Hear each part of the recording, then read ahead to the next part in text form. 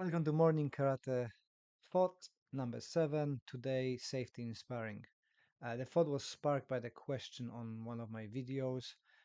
Video was on me sweeping one of my students and gently putting them down on the floor because we didn't have a mat. And the question was how we can ensure safety in sparring when we incorporate takedowns, throws, so not typical karate punches and kicks, but having a throws, takedowns, and groundwork. So first thing is to be respectful to your partner. Adjust the level of sparring to the level of your students. So if you've got the beginners, you're not gonna be just throwing and chucking them down.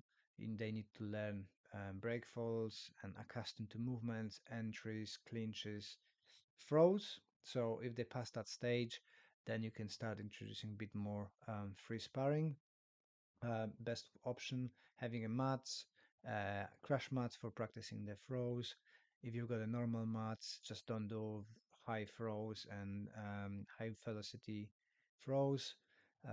Taking care of your partner, making sure that their landing technique is correct, and the safety is the paramount thing in the club. So people tucking their chins, know how to set themselves up when they've been throwing so they don't go sideways, knowing their break falls and so on.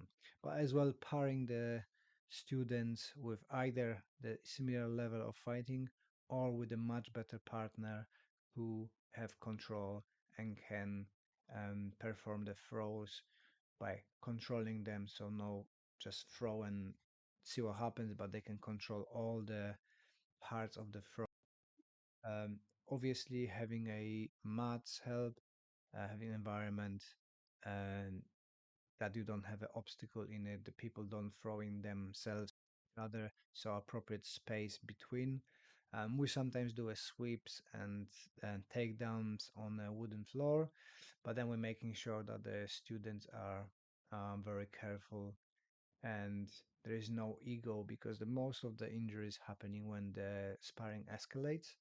So we've got a rule that we're using 20% of um, strength, speed, and power. And if you think that you are at 20%, you're probably about 80, so you need to drop it down. And over the years, we developed a nice team that actually pay attention and we don't want to injure people. And people don't get upset and the ego doesn't gets out of control, so it's not spiraling up the amount of force used in the sparring. You can see that in so many clips online that people starting with light sparring and ending up trying to rip their heads off because of that escalation. We developed in a club the system to kind of keep that in control. Everybody keeps in check on each other, and if people start escalating, the people other person steps out and say, "Listen, this is too hard. I'm not going to participate in that. You need to stop." And usually, everybody's get excited and everybody's getting hype up sometimes, but we trying to control that light sparring is the light sparring. Also, respect to the partners. There's no bad blood in the club, and even if you've got somebody who comes into our club from outside or we're going somewhere, my students and I are very respectful and we're just going to play. Nobody wants to try to prove anything to anybody. Just enjoy it. Some people are better, some people are worse than you.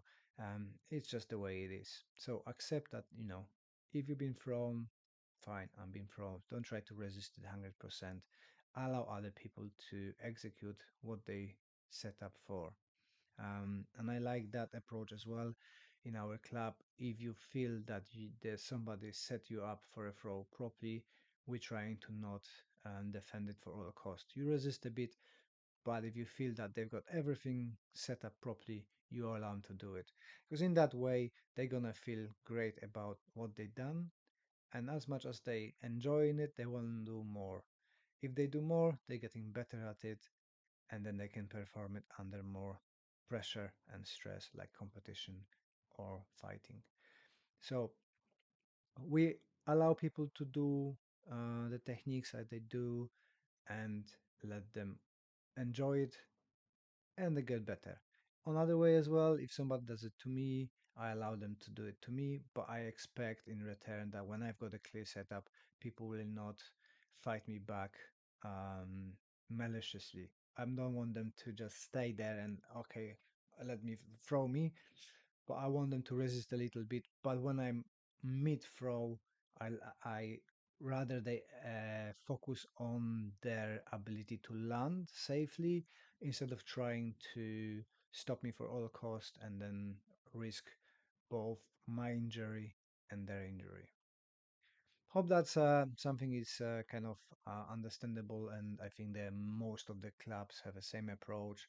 That be respectful to your partners, allow them to do stuff, let be allowed to for you to do stuff as well, and have fun. Because more fun we have, the better we getting at martial arts. But there have to be resistance. Um, Thank you very much. If you enjoyed this episode, best way to support is to watch another one.